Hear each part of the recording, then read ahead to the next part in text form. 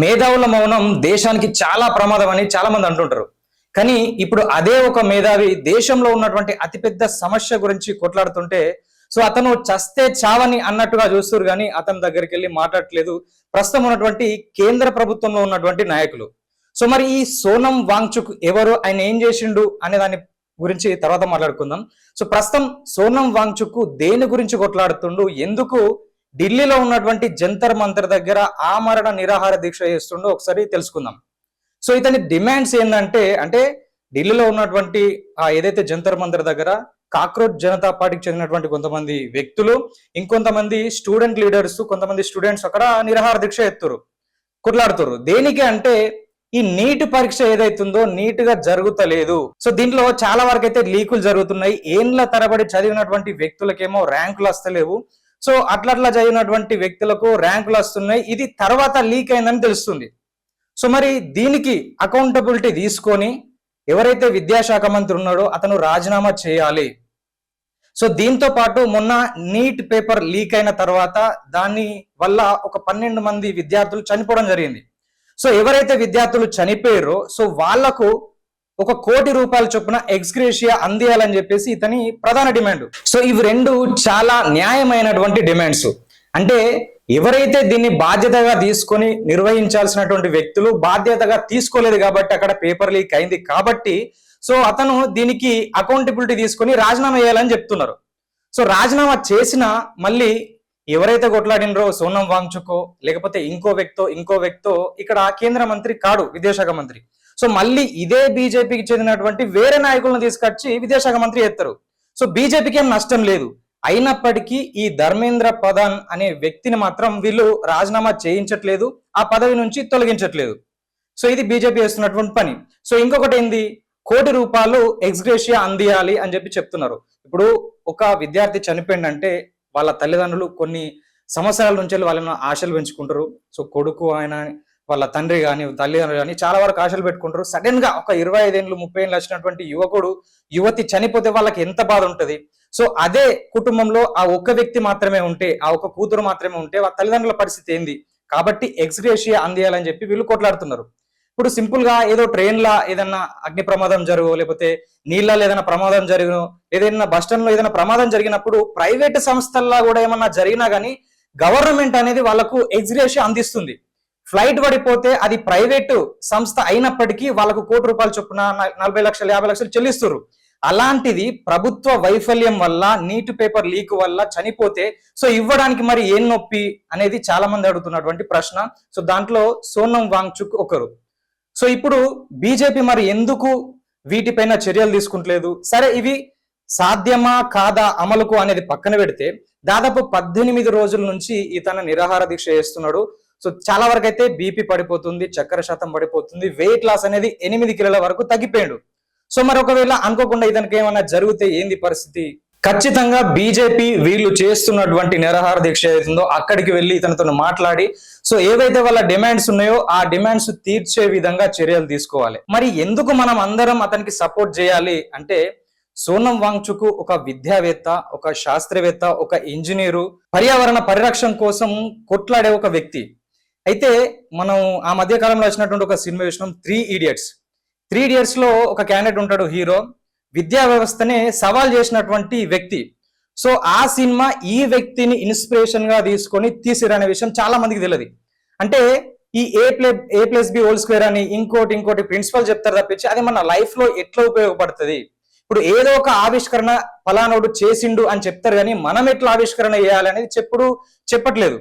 అంటే బుక్కులో ఉన్నటువంటి అంశాలను బట్టి పట్టించడం తప్పించి స్టూడెంట్ కాదు, లేకపోతే విద్యార్థులను వీళ్ళని ఒక మనుషుల లెక్క తయారు చేయడం తప్పించి ప్రాక్టికల్ నాలెడ్జ్ అనేది వాళ్ళు అందిస్తలేరు. విద్యా వ్యవస్థ అనేది కరెక్ట్ లేదనే ఉద్దేశంతో ఈతన విద్యా వ్యవస్థ మీద కొట్లాడుతున్నటువంటి వ్యక్తి.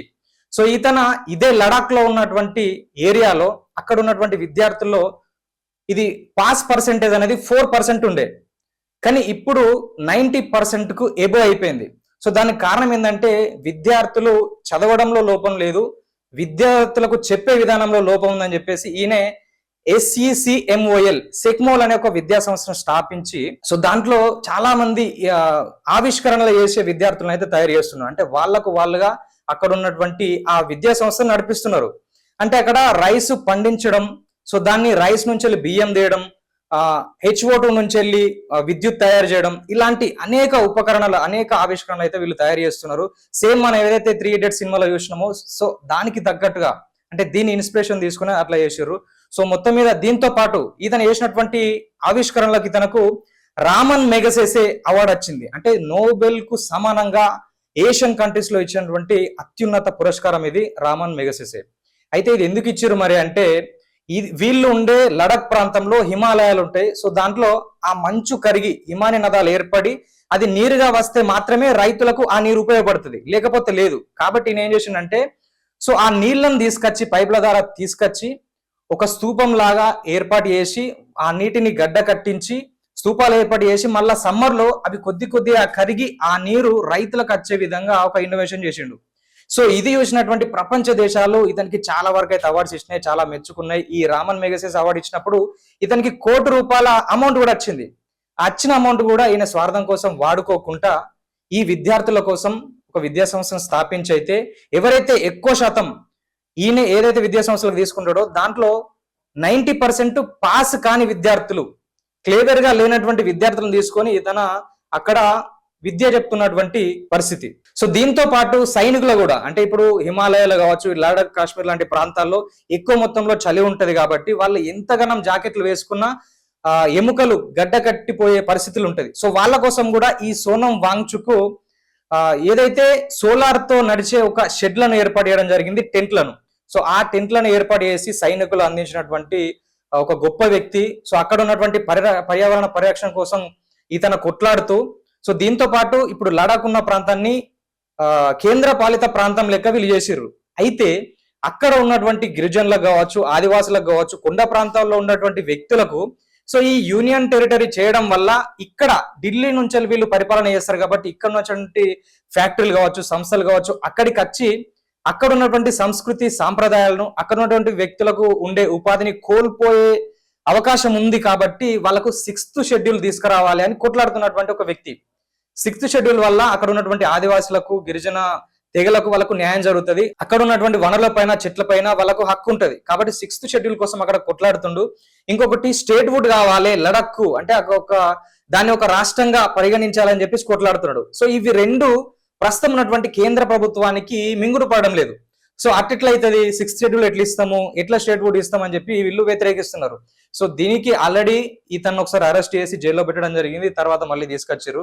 అయితే ఇవి రెండే కాకుండా ప్రస్తుతం ఈ నీట్ లో జరిగినటువంటి లీక్ల కోసం కొట్లాడుతుంది కాబట్టి సో బీజేపీ ఇతన్ని పక్కన పెట్టే ప్రయత్నం చేస్తుంది. సో అంటే గతంలో పొట్టి శ్రీరాములు ఆంధ్ర రాష్ట్రం కోసం ఎట్లయితే కొట్లాడిండో, కేసీఆర్ గారు తెలంగాణ రాష్ట్రం కోసం ఎట్లయితే కొట్లాడిండో, సో ఇప్పుడు 6th షెడ్యూల్ కోసము, తర్వాత అక్కడ ఉన్నటువంటి స్టేట్ వుడ్ కోసం ఇతను కొట్లాడుతుండో, దానితో పాటు చిన్నప్పటి నుంచి ఏదైతే విద్యా వ్యవస్థను సరిచేయాలని కంకణం కట్టుకున్నాడో, సో దాంట్లో భాగంగానే నీట్ పేపర్ లీక్ గురించి అయితే ఇతను కొట్లాడుతుండు. ఖచ్చితంగా దేశంలో ఉన్నటువంటి మేధావులు, ప్రజలు, మీడియా వాళ్ళందరూ కూడా ఇతనికి సపోర్ట్ చేయాల్సినటువంటి అవసరం ఎంతైనా ఉంది. ఎందుకంటే ఎవరైనా ఒకడు కొత్తగా మంచి మెడిసిన్ కనిపెడితే, సో ఎవరైనా కొత్తగా వ్యవసాయానికి సంబంధించినటువంటి ఉత్పత్తి కానీ, లేకపోతే ఈ పెట్రోల్ అండ్ డీజిల్ కాకుండా వేరే ఒక రసాయనంతో నడిచే విధంగా వాహనాలకు ఒక కెమికల్ కనిపెడితే సో వాళ్ళు చూడగానే మాయమైపోతున్నారు. అయితే ఎవరైతే ఈ బిజినెస్ మ్యాన్స్ ఉంటారో, బిజినెస్ వ్యాపారవేత్తలు ఉంటారో, సో అలాంటి వాళ్ళు ఇలాంటి వాళ్ళను ముందటికి రానియకుండా వాళ్ళను మాయం చేస్తున్నటువంటి పరిస్థితులు ఉన్నాయి. సో కాబట్టి ఇలాంటి ఒక శాస్త్రవేత్తను, ఇలాంటి ఒక మేధావిని, ఇలాంటి ఒక విద్యావేత్తను ఖచ్చితంగా మనం కాపాడుకోవాలి. కాబట్టి అతనికి దేశంలో ఉన్నటువంటి పౌరులందరి సపోర్ట్ ఖచ్చితంగా ఉండాలి.